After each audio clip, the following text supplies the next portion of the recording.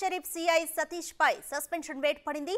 Civil వివాదంలో ఓ వర్గానికి అనుకూలంగా వ్యవహరించడంతో రాచకొండ సిపి సుధీర్ బాబు సస్పెండ్ చేశారు.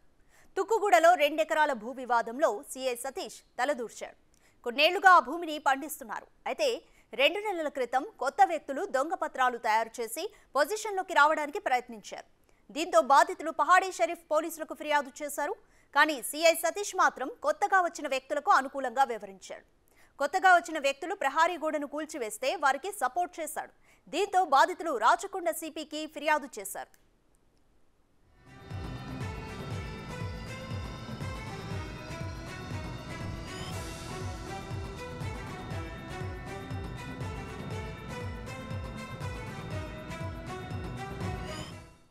దీనిపై విచారణ జరిపిన కమిషనర్ సుధీర్ బాబు సిఐ సతీష్ తప్పు చేశాడని తేల్చారు. ఆ తర్వాత సిఐని సస్పెండ్ చేస్తూ ఉత్తర్వులు జారీ చేశారు.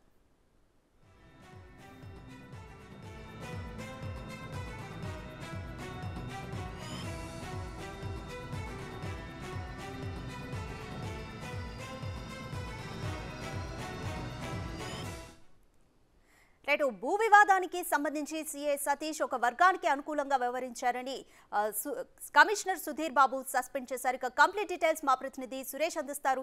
సురేష్, అసలు ఏం జరిగింది? భూ వివాదం ఏంటి? ఎందుకని ఒక వర్గానికి ఆయన అనుకూలంగా వ్యవహరించారు? కారణం ఏమని చెప్పారు? కంప్లీట్ డీటెయిల్స్ ఏంటి?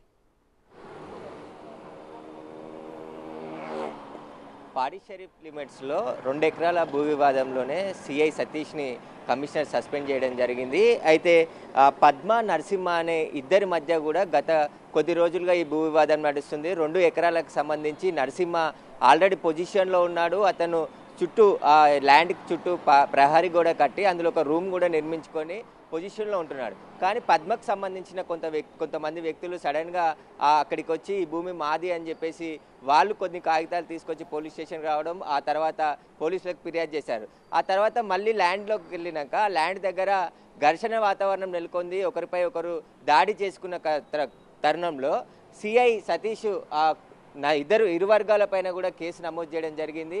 307 అటెంప్ట్ టు మర్డర్ కేసు నమోదు చేసి అందులో ఇద్దరిని రిమాండ్ చేశారు. మరో 3 పరారీలో ఉన్నట్టు చూపించారు. అయితే నరసింహ వర్గానికి సంబంధించిన వ్యక్తులపైనే అక్రమంగా కేసు పెట్టి పద్మకు సహకరించే విధంగా ప్రయత్నించిందని చెప్పేసి కూడా నరసింహకు సంబంధించిన బంధువులు రాచకొండ కమిషనర్ని కలవడం జరిగింది. దీనిపైన రాచకొండ కమిషనర్ సుధీర్ బాబు పూర్తి విచారణ జరిపి సతీష్ ఒక వర్గానికి కొమ్ము కాసినట్టుగా గుర్తించడం జరిగింది. అతను సడన్గా వచ్చి భూ వివాదంలో తలదూర్చి వారికి అనుకూలంగా అరెస్టులు చేసి వీరిని రిమాండ్ చేసిందని చెప్పేసి కూడా రిపోర్ట్ ఇవ్వడంతో నిన్న సస్పెండ్ చేయడం జరిగింది. కొత్త ప్రభుత్వం వచ్చిన తర్వాత 3 కమిషనరేట్ రాచకొండ, సైబరాబాద్, హైదరాబాద్ కమిషనర్లు కూడా కొత్త వారు వచ్చారు. వారు ఖచ్చితంగా ఇలాంటి భూ వివాదాల్లో ఎవరు కూడా సిఐలు కానీ, ఎస్ఐలు కానీ, ఏసీపీలు కానీ తలదూర్చొద్దని స్పష్టమైన ఆదేశాలు ఇచ్చారు. గత ప్రభుత్వంలో భూ కబ్జాలకు పాల్పడ్డ నాయకులు అండదండాలతో పోస్టింగులు తెచ్చుకొని ఇలా కబ్జాదారులకి సపోర్టుగా ఉన్న సిబ్బందికి వార్నింగ్ బహిరంగంగానే సిపిలు వార్నింగ్ ఇచ్చారు. అయినా కూడా పోలీసులు మారడం లేదు, కఠినంగా చర్యలు ఉంటాయని చెప్పేసి కమిషనర్ చెప్పారు. అందులో భాగంగానే సతీష్ని సస్పెండ్ చేశారు నిన్న. Right, thank you Suresh.